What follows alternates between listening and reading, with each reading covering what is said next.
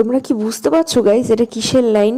থাক, তোমাদের আর বুঝতে হবে না, আমি বলে দিচ্ছি, এটা হচ্ছে নৈহাটি বড়মার মন্দিরে পুজো দেওয়ার লাইন।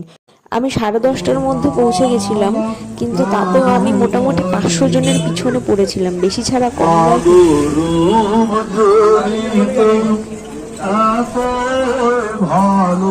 আমি হেঁটে হেঁটে লাইনের শেষ মাথা খোঁজার চেষ্টা করছিলাম, কিন্তু কিছুতেই আমি দেখছি আর শেষ মাথা কোনো মতেই আসে না।